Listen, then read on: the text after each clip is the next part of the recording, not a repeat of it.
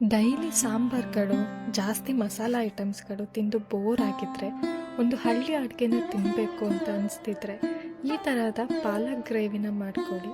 ತುಂಬಾ ಚೆನ್ನಾಗಿರುತ್ತೆ. Welcome back to Gandhagal kitchen. ಇದಕ್ಕೆ ಬೇಕಾಗಿರುವಂಥ ಇಂಗ್ರೀಡಿಯೆಂಟ್ಸ್: 1 ಕಟ್ಟು ಪಾಲಕ್ ಸೊಪ್ಪು, 1 ಮೀಡಿಯಮ್ ಸೈಜ್ ಈರುಳ್ಳಿ, 1 ಗಡ್ಡೆ ಬೆಳ್ಳುಳ್ಳಿ, ಸ್ವಲ್ಪ ಕೊತ್ತಂಬರಿ, ಸ್ವಲ್ಪ ಖಾರದ ಪುಡಿ. ಮೊದಲಿಗೆ ಪಾಲಕ್ ಸೊಪ್ಪನ್ನು ಒಂದು ದೊಡ್ಡ ಪಾತ್ರೆಗೆ ಹಾಕಿ ಚೆನ್ನಾಗಿ ನೀರಲ್ಲಿ ತೊಳ್ಕೊಳ್ಳಿ. ಅದಾದಮೇಲೆ ಚಿಕ್ಕ ಚಿಕ್ಕದಾಗಿ ಹೆಚ್ಚಿಟ್ಕೊಳ್ಳಿ.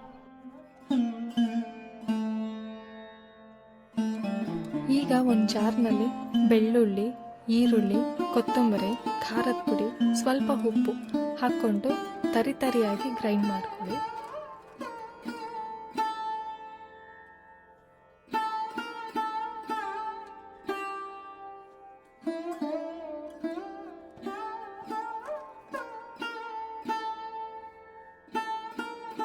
ಈ ರೀತಿ ತರಿಯಾಗಿ ರುಬ್ಕೊಂಡು ಎತ್ತಿಟ್ಕೋಬೇಕು. ಈಗ ಒಂದು ಪಾತ್ರೆಗೆ ಸ್ವಲ್ಪ ಆಯಿಲ್ ಹಾಕಿ ಬಿಸಿ ಮಾಡಿಕೊಂಡು ಸ್ವಲ್ಪ ಕಡಲೆಬೇಳೆ, ಉದ್ದಿನಬೇಳೆ, ಕರಿಬೇವು, ಸಾಸಿವೆ, ಜೀರಿಗೆ ಮತ್ತು 2 ಒಣಗಿದ ಮೆಣಸಿನಕಾಯಿ ಹಾಕಿ ಬಾಡಿಸ್ಕೊಳ್ಳಿ.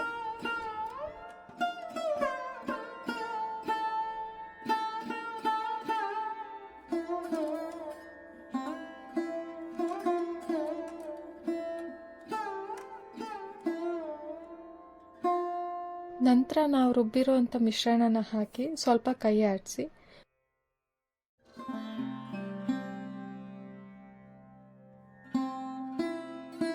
ಹಾಗೆ ಸ್ವಲ್ಪ ಹಿಂಗು ಹಾಕಿ ಅದಾದಮೇಲೆ 5 ನಿಮಿಷ ಸಣ್ಣ ಉರಿನಲ್ಲಿ ಮುಚ್ಚಳ ಮುಚ್ಚಿ ಬೇಯಿಸಿ.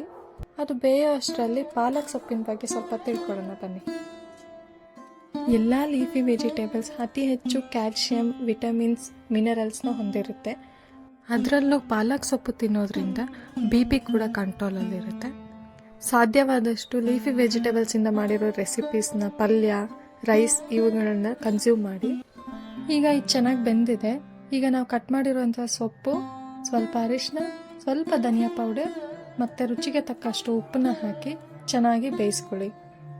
ಇದನ್ನ ಮತ್ತೆ 10 ನಿಮಿಷ ಸಣ್ಣ ಉರಿನಲ್ಲಿ ಬೇಯಿಸ್ಕೋಬೇಕು.